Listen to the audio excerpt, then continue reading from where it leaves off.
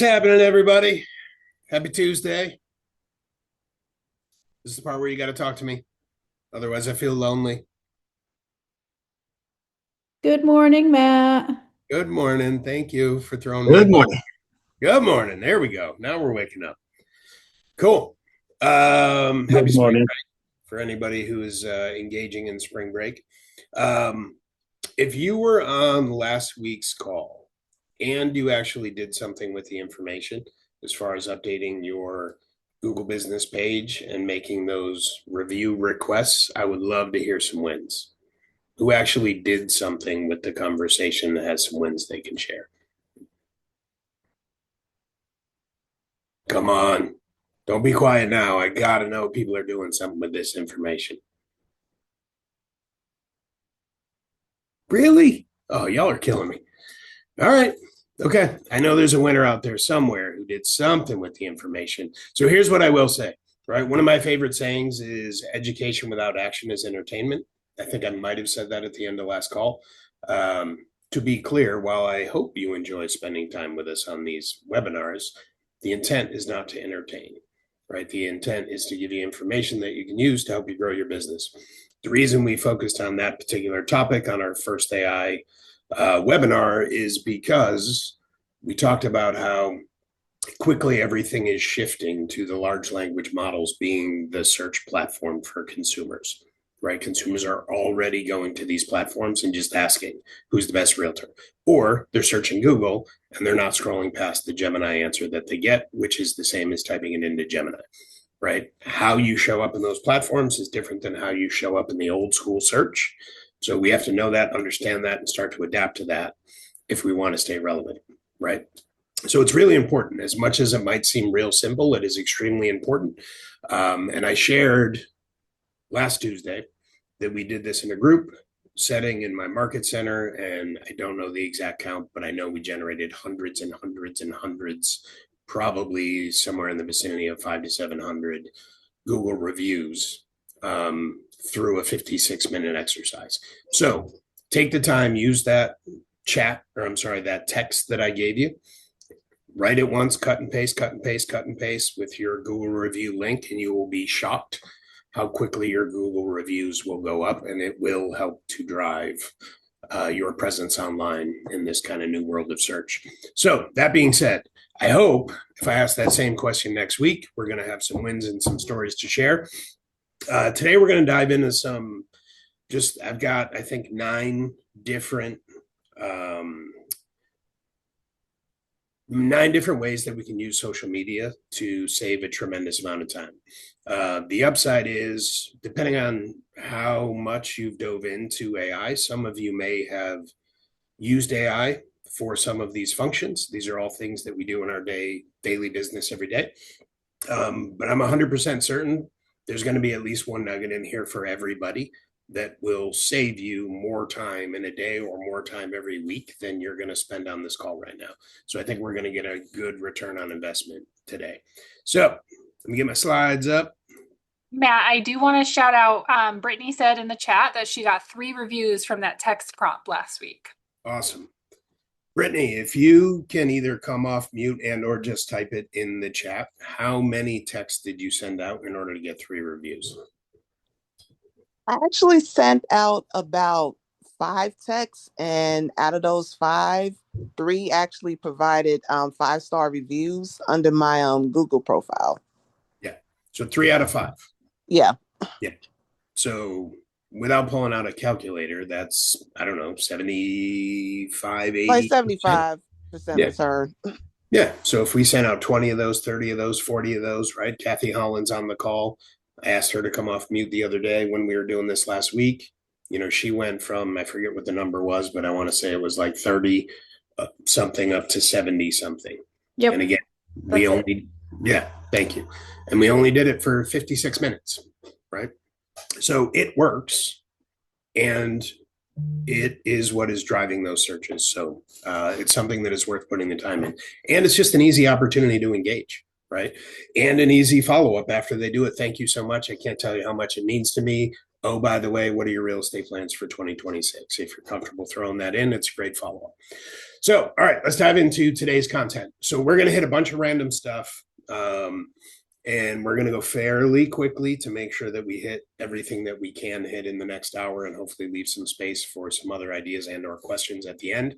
So number one, not everybody yet, a lot of the folks that are on the call are probably with Keller Williams. Because you're with Keller Williams, you have a Google Business Suite, which means you have access to Gemini within your Google Business Suite. So some of these tools, these conversations, these strategies, I leaned a little heavy into Gemini, knowing that we all have access to it and may not know all the different things that it can do for us or how it can make our life easier. So number one, inside of your inbox, you have probably noticed when you look at your emails, you get an email summary provided for you by Gemini at the top of your emails. So it'll actually summarize. A really good example is it's tax time. So there's a very long email chain that is going back and forth between myself, my CPA, my wife, and my assistant, right? It's been going on for weeks of all the different things. Hey, we have everything except this. Do you have this W-9? Do you have this, right? All these conversations, literally at the top of that email chain every day is just a summary that says, here's the last 5 things that happened in this chain of communication. It makes it so much easier just to process the things that are in your inbox. And Gemini will help you write replies if you wanted to inside of your inbox. So that's a real easy, real simple one that everybody has. And it's nothing you have to learn how to do. It's just there, pay attention to it, and it's useful. Something a little bit more fun. So when you're inside your business suite, if you are in your inbox, if you look up by your profile picture in the top right-hand corner, you'll see that blue Gemini. That, if you click on that, that's the Ask Gemini. It's going to open up a side panel within your inbox that you can actually engage with Gemini from your inbox.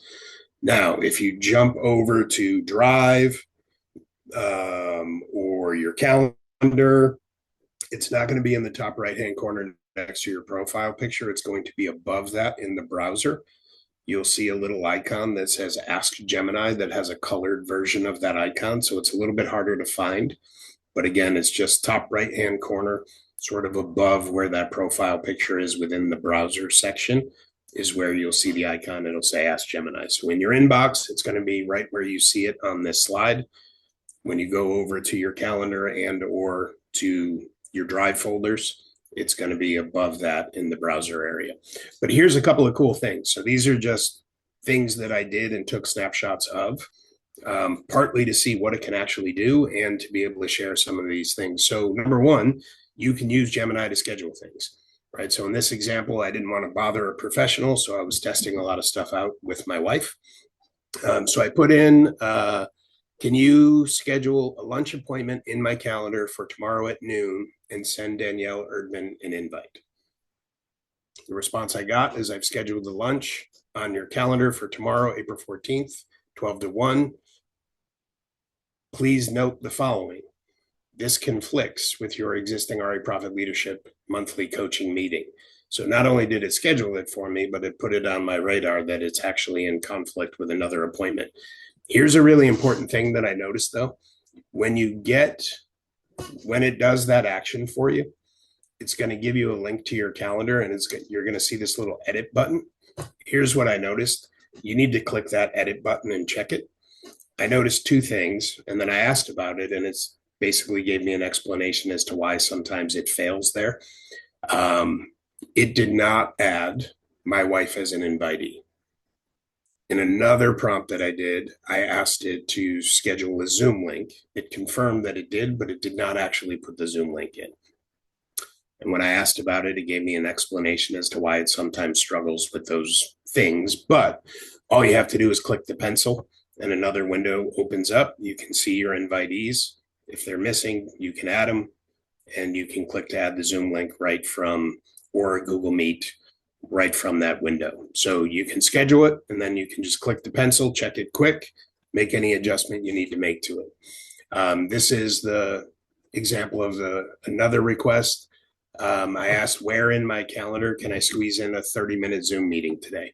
And it gave me all of the openings in my calendar that are available. And then I requested a 10 to 10:30 Zoom meeting. And once again, it created it for me.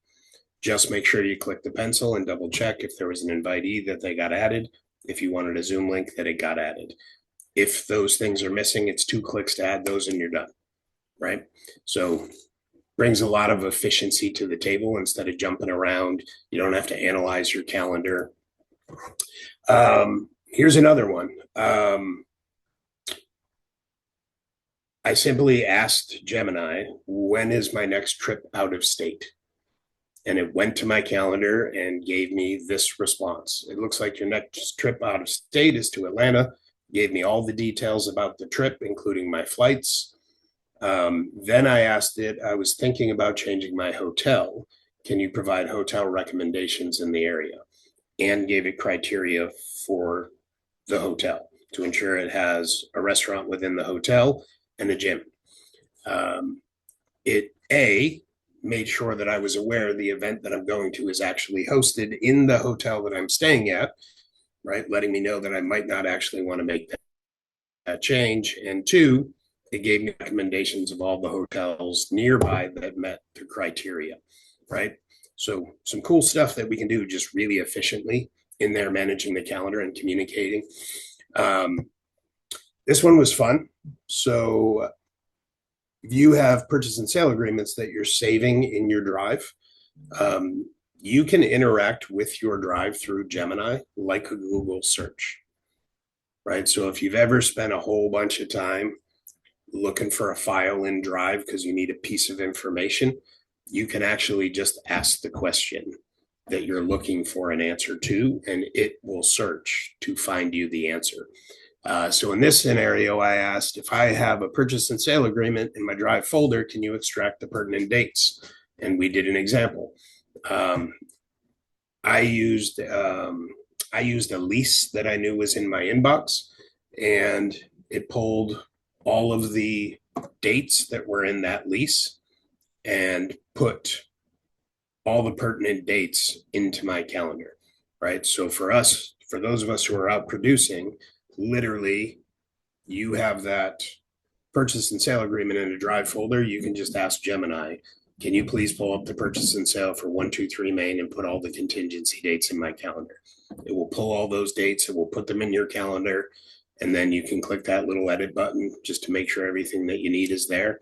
But it will literally just pull everything and put all those important dates in your calendar without any clicking back and forth, typing things, any of that nonsense. And you can take it on the road with you. So if you download the Gemini app, you can communicate with the app and ask for these actions. So you could literally be on the road. Well, you shouldn't do it if you're driving. Let's be clear about that. You could be in line at Starbucks. You see a purchase and sale agreement came in. You can just communicate directly through the mobile app to get those dates pulled, put into your calendar. Maybe you get a home inspection report and you want a summary of that report. I've got an example where it did that for us. It'll do all those things for you while you're anywhere that you are. Okay. One thing I would say, anytime you're playing with AI, you've got to look at the output that it gives you. And sometimes you're going to find that it didn't do what you wanted it to do perfectly or correctly. And then you just have to have a conversation with it to figure out, okay, can I get it to do exactly what it is I want it to do? Okay. So this was Google Drive. Same thing. I use that lease as an example. This is something that just for me running market centers and everything else, and I have Drive folders with God knows how many tens of thousands of files and documents and presentations. And sometimes it takes a while to find the things you're looking for. In this case, I just asked what the expiration date was on my West Hartford lease, and it gave me all the information and notated that there is already a reminder in my calendar for October 31st, 2029, that the renewal date is due.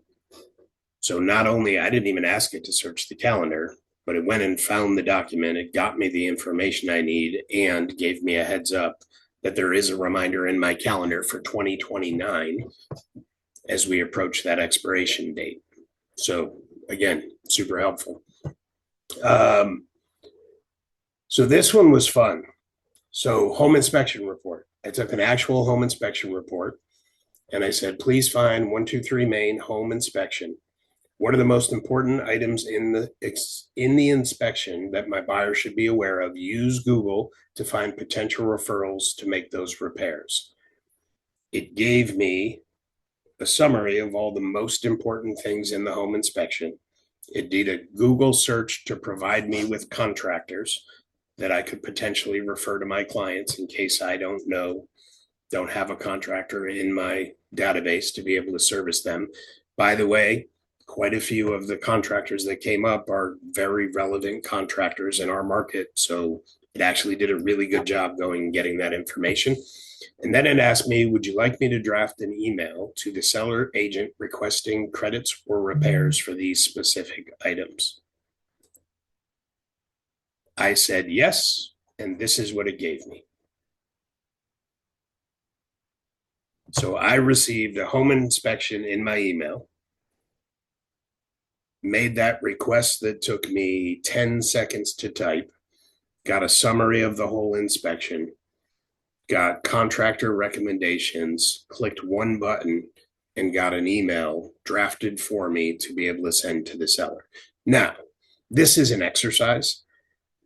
Obviously, like you may need to stop and actually look at that home inspection a little bit closer. My point is just the massive amount of efficiency that one little button that is sitting inside of our inbox has, that most of us are probably just not pressing that button and figuring out what exactly it can do. All of which can save us a tremendous amount of time and allow us to provide a much higher level of service.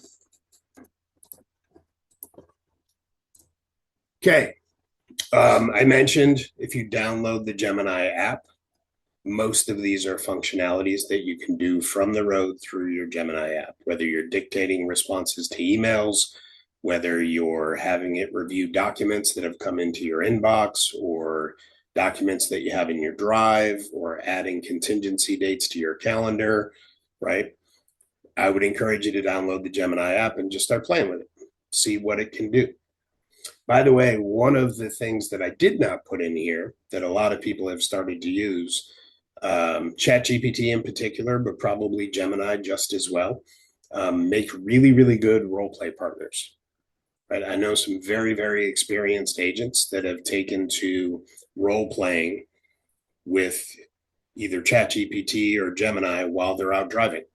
So while they're driving around, going to listing appointments, going on buyer consultations, doing all those things, they're interacting back and forth and they're practicing their conversations with clients. Main person I'm thinking of has been in real estate for a really long time and is a very productive agent who's extremely professional and very good at what they do. And commented that they've been doing this for 2 weeks and it has had like the level of confidence they have, and they've commented on how when they're with clients, they find these things just coming out of their mouth that they didn't even realize they had internalized by practicing with Gemini and or ChatGPT. So it makes a really, really good role play partner, right? You can just tell it what it is you want it to do. I want you to be a real estate coach who specializes in scripts, dialogues, and conversations, and be my role play partner, right? And then you can give it scenarios. If you have to make a price reduction phone call, right? That's a thing that's showing up back in our world. You can go in, give them the scenario, and say, role play this conversation with me, right? Get yourself a little bit of practice before you actually pick up the phone and have the conversation with the client.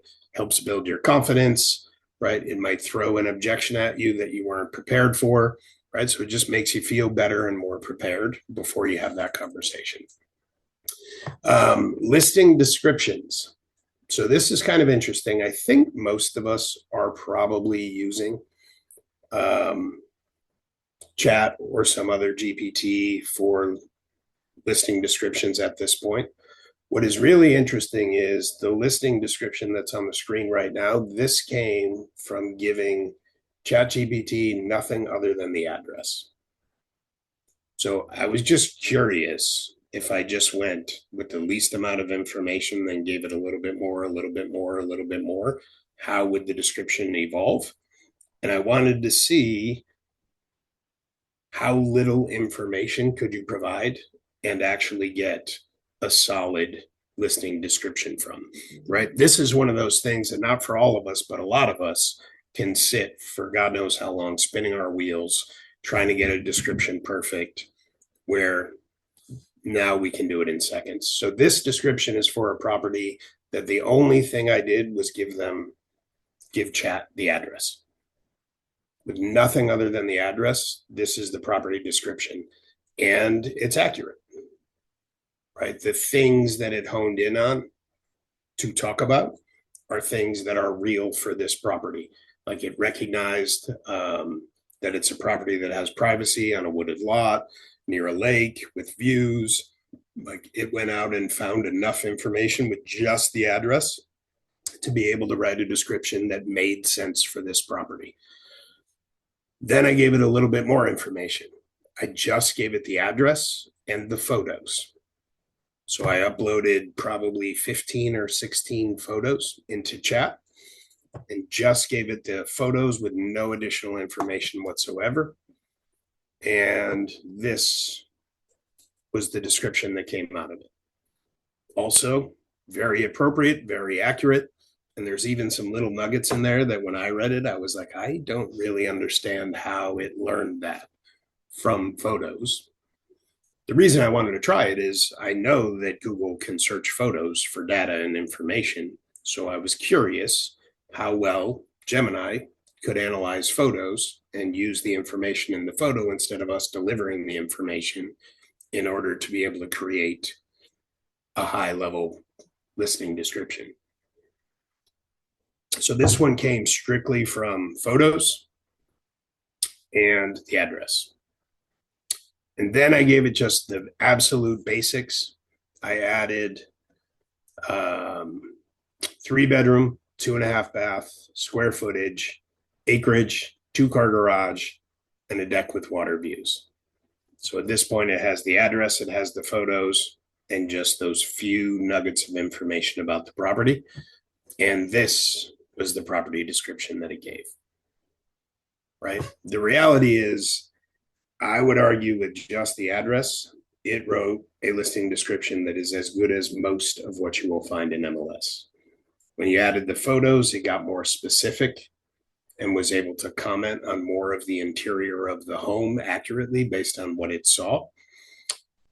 It recognized the type of flooring that was in there. It recognized updates, right? It was pretty interesting how much information it was able to pull strictly from photos. Then adding a couple details about the property, your basic stats. Then it was able to get real specific with the basic stats on the property, combine everything that it learned searching just the address, learned scanning the photos, and the few details that you provided it. So that in and of itself, right? You go from possibly spending as much as an hour, I'm sure some people do, trying to write a property description, to all three of these took probably somewhere between 60 and 90 seconds to have 3 different listing descriptions to be able to choose from. One caveat that I do want to make sure. When you are using any large language model, Gemini, Chat, Claude, whatever the case may be, to do property descriptions, make sure that you tell it to write the descriptions in a manner that are compliant with fair housing, right? If you don't give it that prompt, it may put things in there. There are a lot of things that you might not think of that can be fair housing violations, right? Terms that have been used in real estate for a really long time that kind of tend to roll off people's tongues because they've been used for so long, that can be considered fair housing violations. So make sure that you give it the direction that it needs to write the description in a manner that is in alignment with fair housing regulations.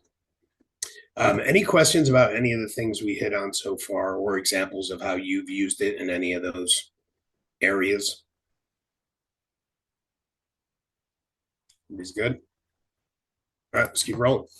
So when it comes to the descriptions, I think when you give it the address, the photos, and the basic stats and features, that's where you got the best property description, right? So that can become a process and a system within your business that, again, takes minutes, start to finish, right? Uploading the photos is the piece that takes the longest amount of time. And the actual processing and creating of the description literally takes seconds. This is another small example. If I was doing this for my business, I would customize this as a template. The visual on the screen came from training within the market center when we were working on our buyer consultations. And how do we customize our buyer consultations such that we have a process that we follow every time, but it feels personal to the buyer, right? A big part of why we were having this conversation is if we're not showing the same amount of respect for our buyer consultations as we are our listings, then we're missing opportunity, right? Those buyers are making a commitment to us and a financial commitment, just like a seller is, right? Never should have been the case, but the days of signing buyer broker agreements on the hood of a car in the driveway of a listing that we're showing, right? That's not what we should be doing. When we do that, we're setting ourselves up for failure. We're setting our clients up for failure.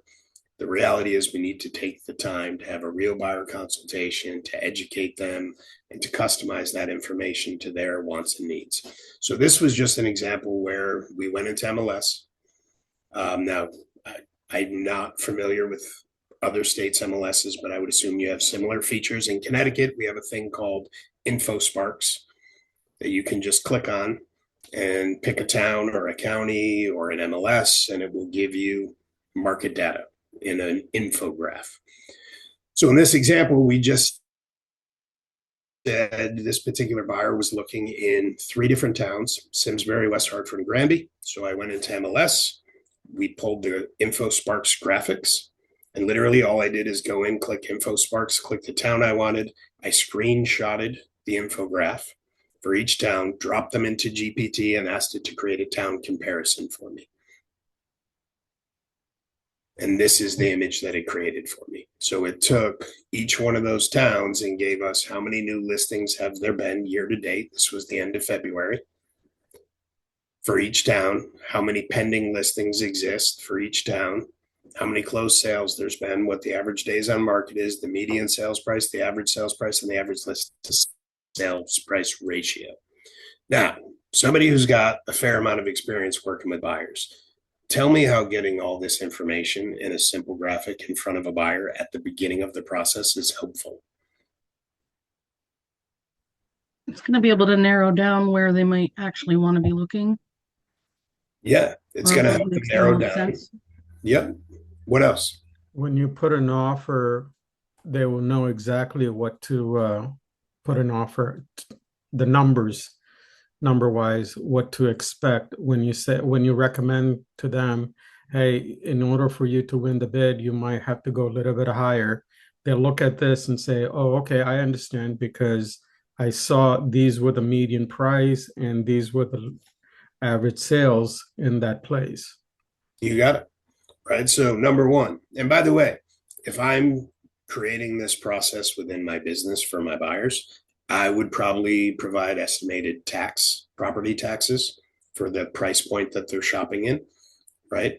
Depending on the town you're in, taxes can make a massive difference in what your mortgage payment actually is. So if I'm shopping in the $550 range, but really in my mind, I'm thinking about a payment that I'm comfortable with.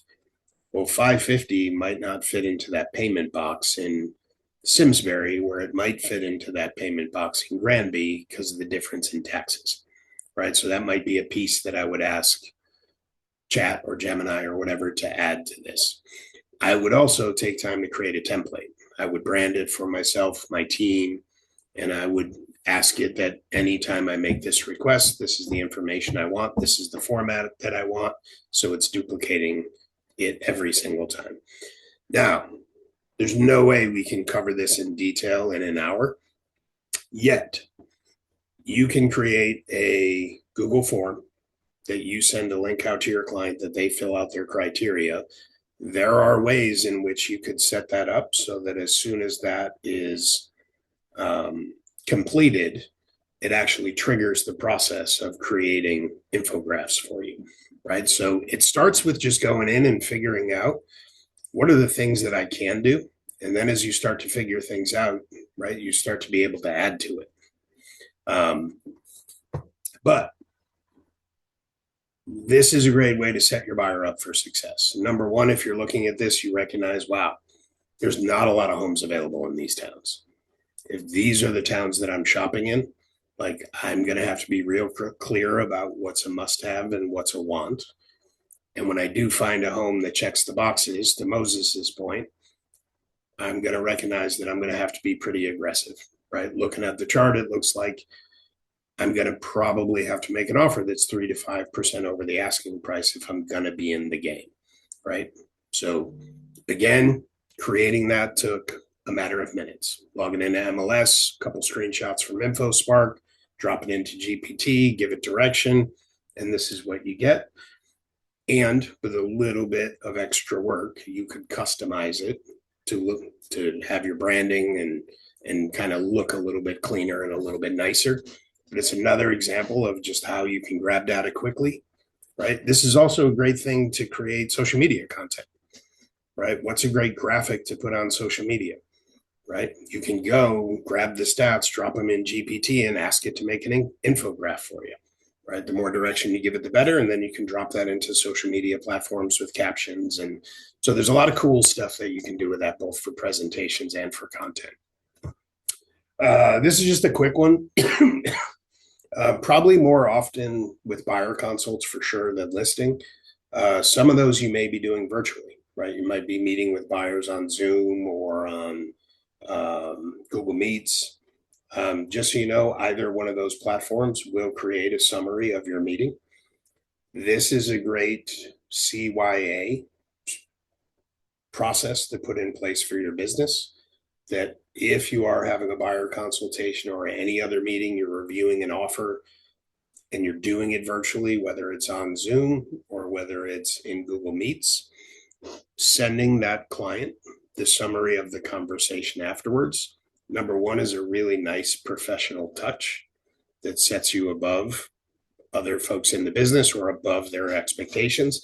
But the other side of that is it's clearly documenting the conversation, right? So if there is ever any gray space down the road as to what conversations were or were not had, having that record of the conversation and the fact that you provided that record of the conversation to your client could be significant, right? Either A, just to help pivot them back and remind them of the conversation you had if they're kind of coming off the tracks, or in your worst case scenario, if there's some kind of legal conflict that comes up, you've got a record of every conversation you had with them and you've provided them to them, right? So again, it's a great customer service step. It's also a great CYA step from a liability standpoint. Question on that. Yes. Do you think, this is just me thinking out loud to you, do you think it's allowed and a good idea to, like if I do an in-person buyer's consultation, for example, could I have my laptop open, do the listening and do a summary that way? And if so, should we tell them? I would say anytime you should always make sure they're aware. Okay, Just good. say, example, I was at the vet over the weekend, unfortunately. And when the doctor came in, or the vet came in, the first thing the vet said is, so before we dive into things, do you mind if I have our conversation transcribed? It's private, it doesn't go anywhere, but it helps with documentation. And we said, yeah, of course. Yeah. And then they pressed a button and the conversation was being transcribed. So yeah, it's definitely a good practice. If you're doing that, make sure they're aware. Yeah, that's what my gut says. Yeah, what I have done is I let them know, look, I don't take my notes very quickly, so it's better that if I can record our conversation so that I don't miss out on any information that is important to you. And they're more than happy to let me do that. And go on Apple Notes, it records and transcribes with the Apple Notes. Yep. There's also a cool tool, and you don't really need it, but if you're that tech geek and you love to have cool tech stuff, I think I have it. I think it's called Plaid AI, but it's basically a little business card, and that's what it does. It records and transcribes. What's cool about it is you can use it in a lot of different environments. Like if you go to a conference, and it's amazing how well it does, you can just throw it on the table at the conference and it'll transcribe all the presentations, and it manages to filter out all the background noise and focus on the right thing. Don't ask me how. And it'll give you transcriptions of the entire day and all the speakers, and you can go in and request it in different formats, like give me the short version summary and bullets. Like there's a lot you can do. And here's the thing, like when you're doing stuff like that, all of that is opportunity to create content also, right? Like if you bring something like that to an event and you record content, you can turn around and put that into, again, GPT, Gemini, Claude, whatever, and say, hey, can you scan this data, find useful nuggets that might be good social media content for a real estate agent to put out, right? And it'll take those things. I feel like one of the biggest things, like if you can build the habit of everything you do has some form of secondary value. Every conversation you have, every question you answer, all of that can be turned into content, right? Every question that you know, every time I talk to a buyer, here's the top 5 questions I get, right? That can be turned into content. So just think about everything that I'm doing, right? Everything, every question that I'm answering. If you start thinking about it in a way like, how do I leverage this in order to be able to create content? And by the way, anyone who knows me, I'm not a fan of social media. I'm not. I don't like social media, to be honest. Yet it is so powerful and so effective that I don't think you can be in business without leveraging it. And with the introduction of AI, it's even more. Everything from the blogging to the social media platforms to YouTube, right? All of that stuff is feeding. So again, all the different things you do, you can do one thing and that can be turned into multiple different pieces of content. Some of that we're going to dive into on the next call. Next call is going to be a little bit more playful. Like here's some of the crazy things that are out there that you can do. But I feel like it's important in the beginning to cover the things that are actually most important, most effective, because AI can become noise. It can become a distraction. It can become noise. So I feel like it's important early to figure out, how do I actually use this to save time, make more money, or provide better service to my clients? What are the most tangible things I can do with it? And then as we get comfortable with it, we can start to get creative and do more things with it. Okay, AI-powered staging and editing. I think a lot of people are doing this. We're not going to spend a ton of time on it. This is a real example. I took a picture of an empty house. I used Gemini. I asked it to stage the house.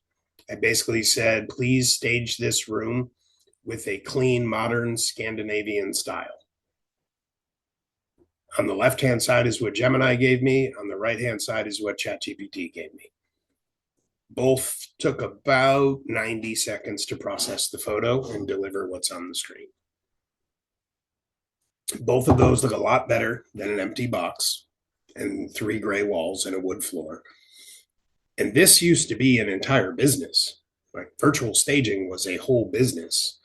And now it's a 2-second prompt in any one of the large language models to be able to virtually stage a property, right?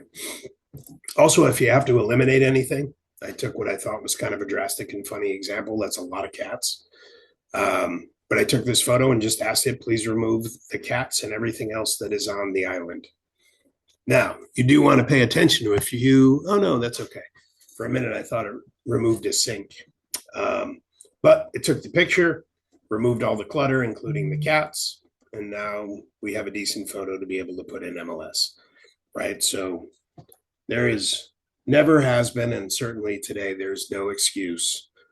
If you have a listing with a picture of a bathroom and you can see the person who took the photo in the bathroom mirror, right? Never should have happened to begin with, but now you can just ask chat or anybody else to just remove that. right? So that's kind of a cool thing. Again, very quick, very easy. And I think most of us are using those kinds of tools. All right, this one, I would tell you take snapshots. I'm going to send everybody a PDF afterwards. But I'm going to give you 3 prompts. So this is using whatever AI model you want to use in order to create a social media calendar, right? So I'm going to give you 3 prompts that you can use in order to do that. So the first prompt is right here. So act as a senior social media strategist with over 10 years of experience managing brands in multiple industries, right? I very clearly articulate who I want it to be and what I wanted to deliver for me, right? When I did that, I got a massive output exactly like I requested. So we're going to send it out in PDF. If you want to take a screenshot of that, you can. This is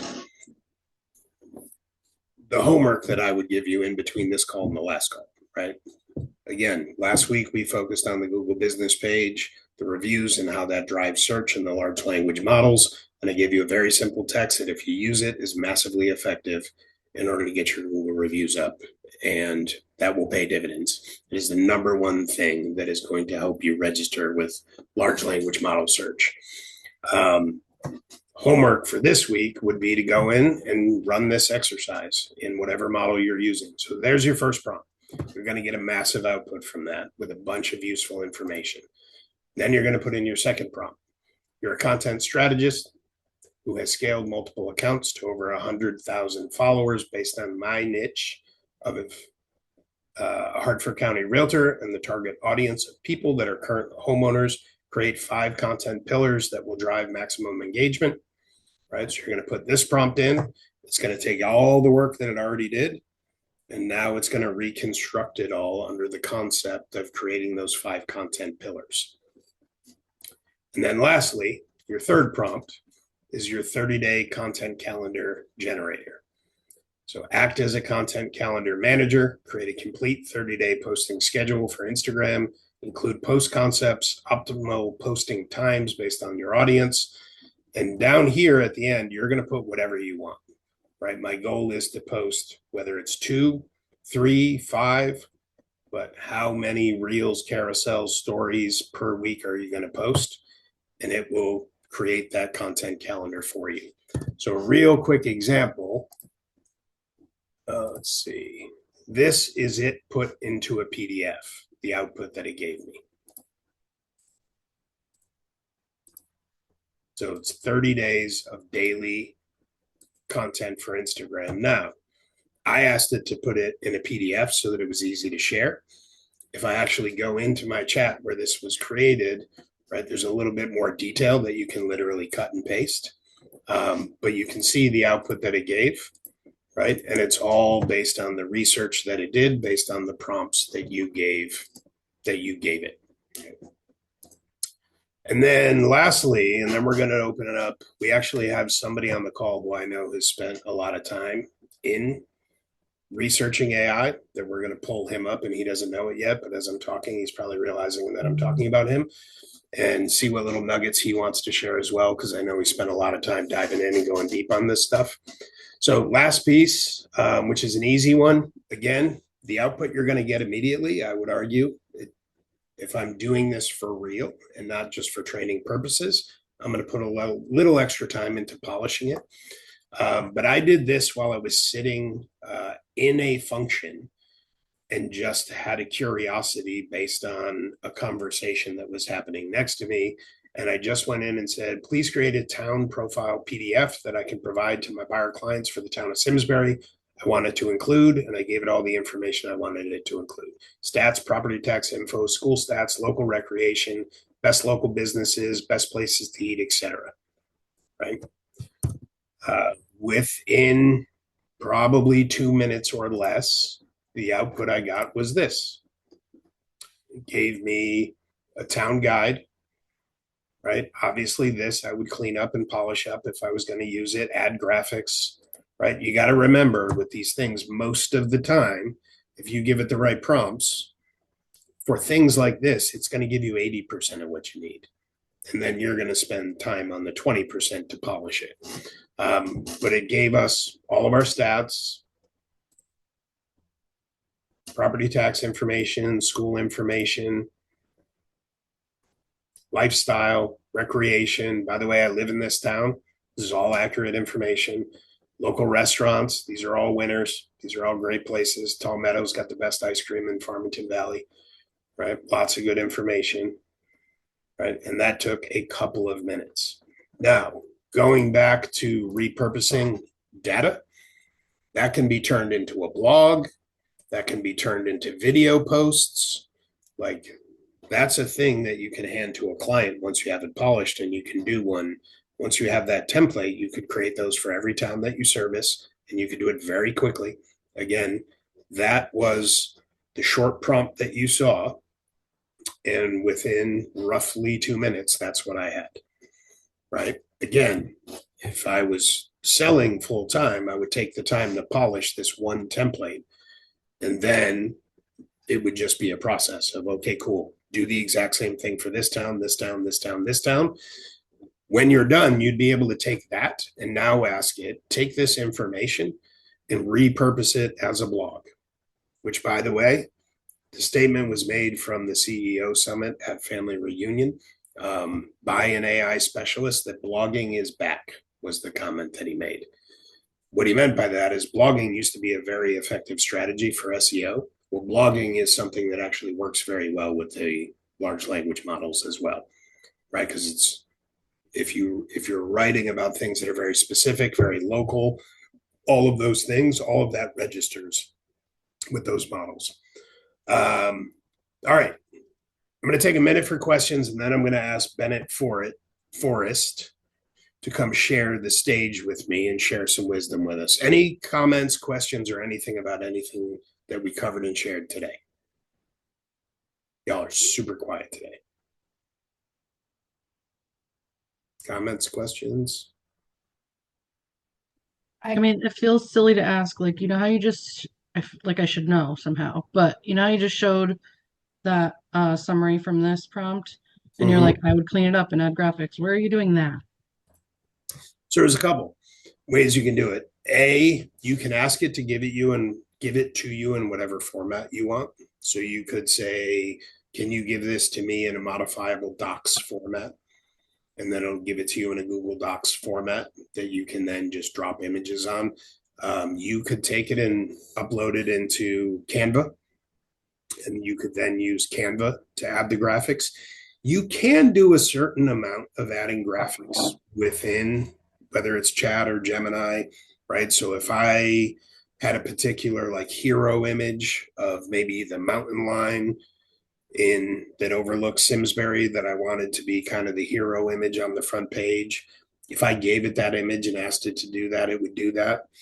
I do find, though, sometimes with things like that, like these town books, when you get into those minute like design changes, trying to polish it inside, my experience has been it tends to start changing other things.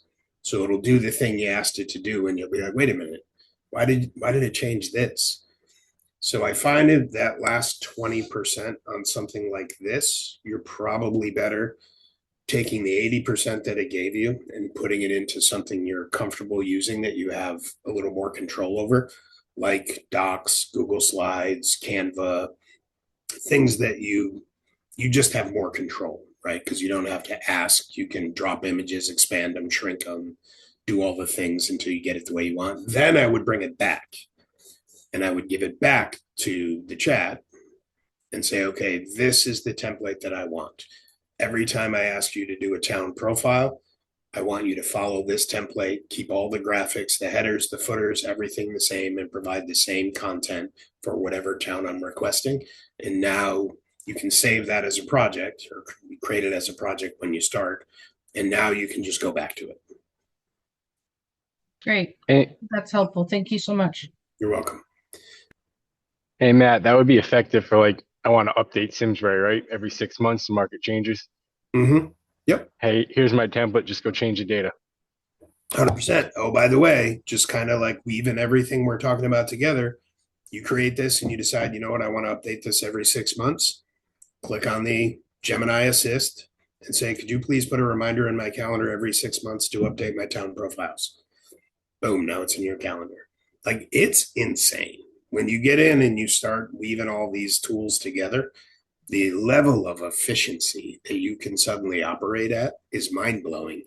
And again, the further you go with it, you start out just kind of figuring it out and playing with it, and then you start to discovering what you do, and then you can find different efficiencies, and then your imagination starts to roll.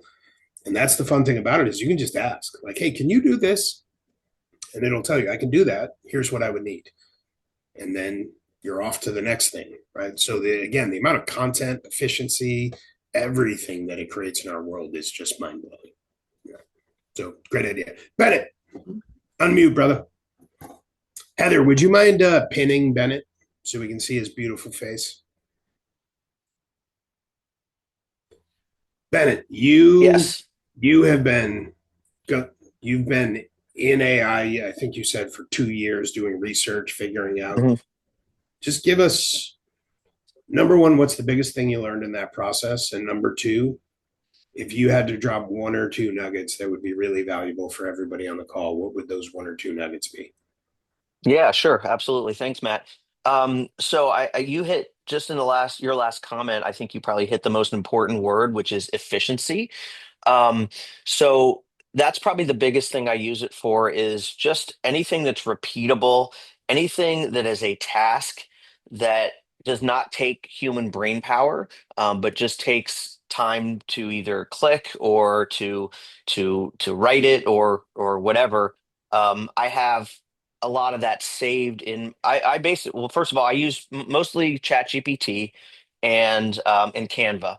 And AI can be a large language model, but it could also just be a function within something else that uses AI. So it doesn't always have to be like ChatGPT. So any one of these functions are all AI, but we kind of when people say, "Are you using AI?" I think what most people mean is, "Are you using like a language model like ChatGPT?" So that's the first thing is just efficiency. So um, and then one thing that I think is important as well is the Canva KW integration.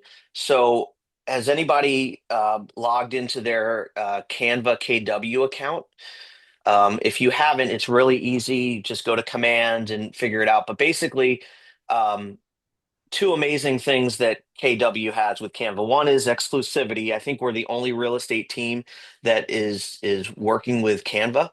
But the big thing is that when you're in Canva under your KW account, the real difference between that and regular Canva is just the ability to call up any MLS listing and to get the pictures and all the information from that listing into a graphic.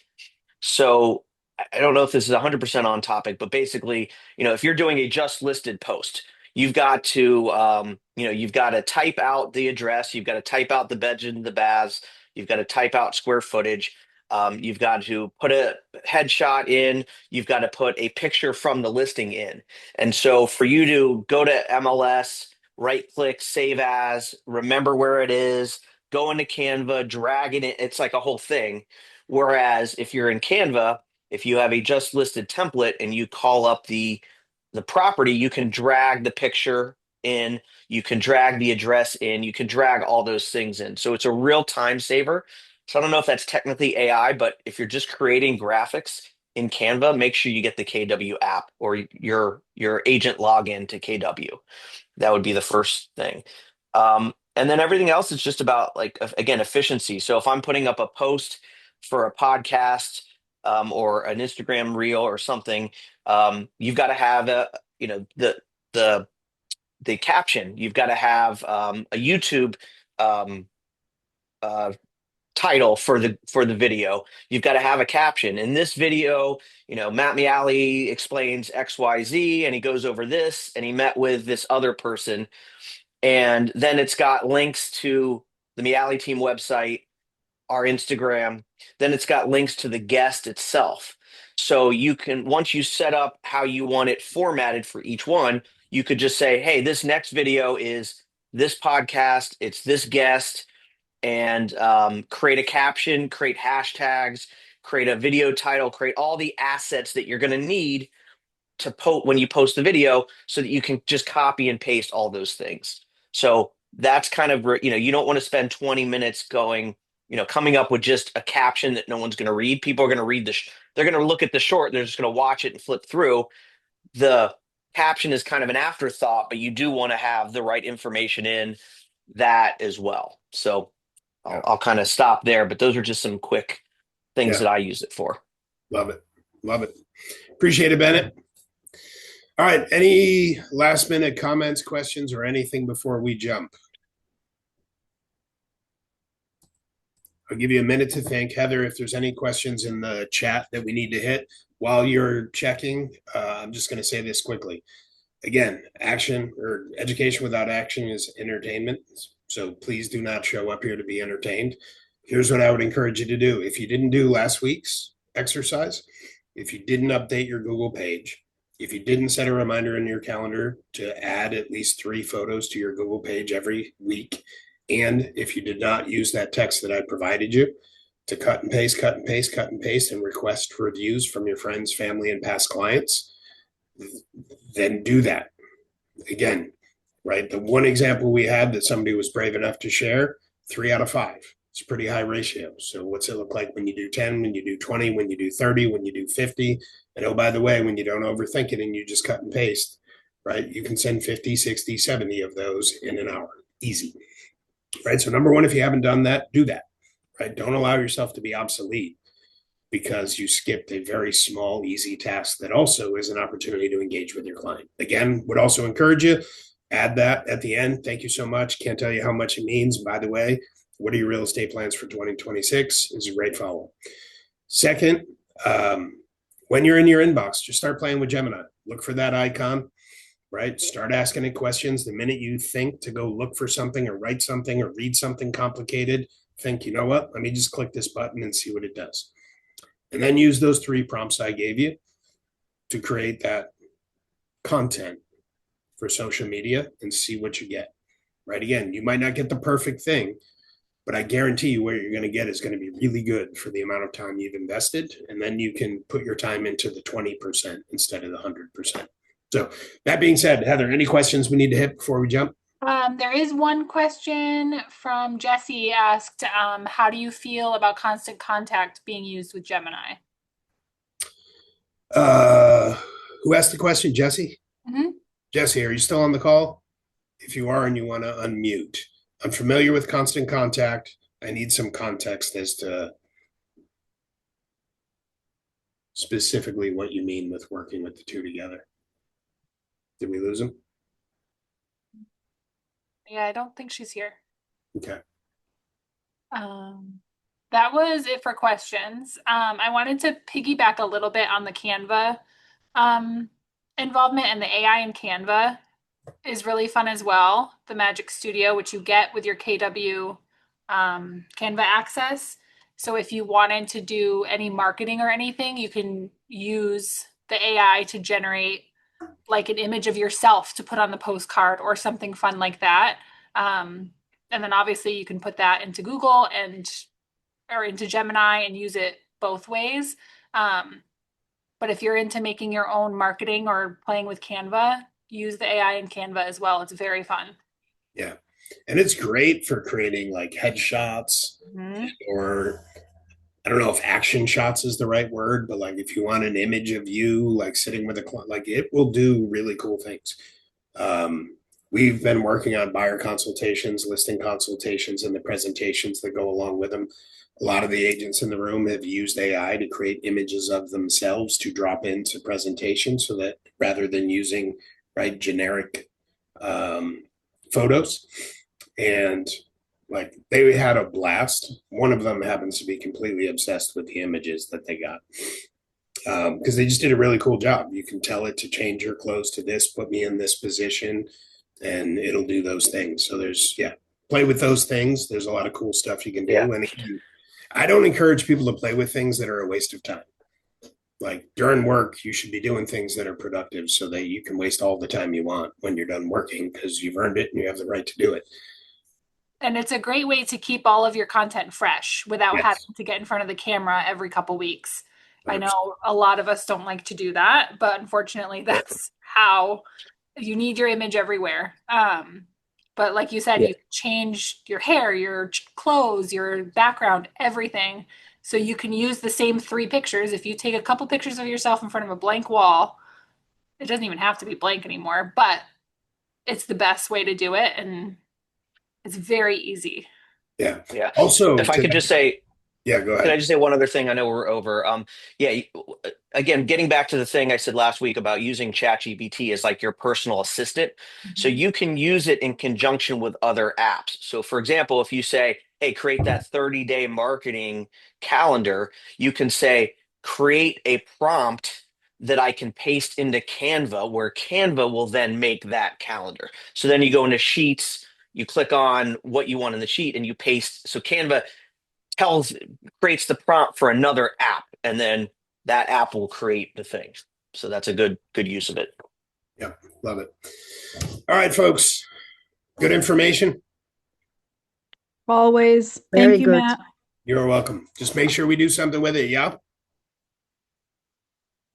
Yeah. Yes. Yes. Yeah. All right. Perfect. All right. Enjoy your spring break. I hope Thank you. everyone's doing something awesome with family, and I will see you next week. Thank you. Bye. Bye.